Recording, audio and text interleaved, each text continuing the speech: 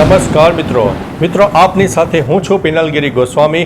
Weather એનાલિસિસમાં આજે વાત થશે આજે તારીખ 10 સપ્ટેમ્બરથી લઈને 24 સપ્ટેમ્બર સુધી ગુજરાતમાં કેવું રહેશે હવામાન। પ્રથમ તબક્કો। બીજી વાત કરીશું તાપમાનની કે તાપમાન અત્યારે કેટલું વધઘટ થઈ શકે છે।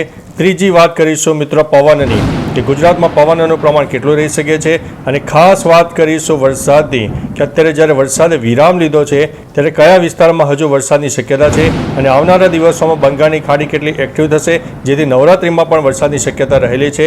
અરબી સમુદ્રના ભેજવાળા પવનો કેટલા મળશે અને આવનારા દિવસોમાં શું હજુ વરસાદની વધુ શક્યતા છે, તમામ પ્રકારની માહિતી તમને એક વિડીયોમાં મળી જવાની છે। શરૂઆત કરીએ તો મિત્રો એક મોટું પૂર્વ અનુમાન અત્યારે જે પ્રાથમિક તબક્કે વાતાવરણ જોવા મળી રહ્યું છે તેનો એક ટૂંકમાં વિસ્તાર આપીએ અને ત્યારબાદ સમગ્ર વિસ્તારથી બધી માહિતી તમને આપવા જઈ રહ્યા છીએ।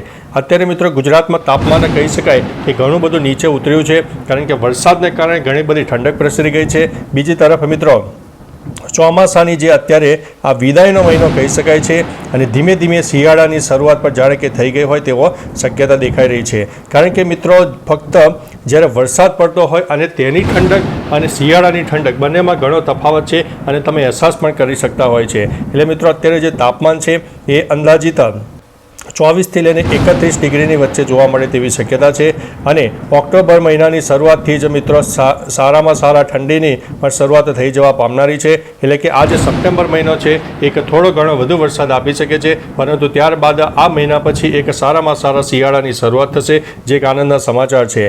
બીજી તરફ મિત્રો વાતાવરણમાં હજુ પણ અરબી સમુદ્ર અને બંગાળની ખાડીના ભેજવાળા પવનો મળી રહ્યા છે। વાતાવરણમાં 85% આસપાસ ભેજનું પ્રમાણ જોવા મળ્યું છે અને ભેજના કારણે અને લો ક્લાઉડને કારણે હજુ પણ છૂટાછવાયા વરસાદની શક્યતા રહે છે। ભલે મિત્રો તમને સેટેલાઇટ બેઝ અને ઇન્ફ્રારેડના માધ્યમથી દેખાય નહીં કે અહીં આગળ વરસાદ નહીં થાય પરંતુ આ જે સિસ્ટમો છે એ લોકલ ડેવલપમેન્ટ સર્જી જતી હોય છે અને તેના કારણે થઈને લો ક્લાઉડ ફોર્મેશન અને ભેજવાળા પવનોને કારણે જે તે વિસ્તારમાં થોડો ઘણો વધુ વરસાદ થઈ જતો હોય છે। એટલે ફક્ત મિત્રો એપ્લિકેશનના આધારે આગાહી નહીં પરંતુ એક ઘણા બધા પરિબળો જરૂરી છે કે જેના માટે વરસાદની શક્યતાઓ દેખાતી હોય છે। બીજી તરફ મિત્રો પવનની વાત કરીએ તો પવનનું પ્રમાણ કચ્છનો દરિયાઈ પટ્ટી વિસ્તાર હોય, સૌરાષ્ટ્ર હોય, દક્ષિણ ગુજરાતના દરિયાઈ પટ્ટી વિસ્તારો હોય જેમાં 10થી લઈને 30 કિલોમીટર પ્રતિ કલાકની ઝડપે પવન ફૂંકાઈ શકે છે। સૌરાષ્ટ્ર અને કચ્છના મોટાભાગના વિસ્તારમાં પવનનું પ્રમાણ વધારે રહેશે।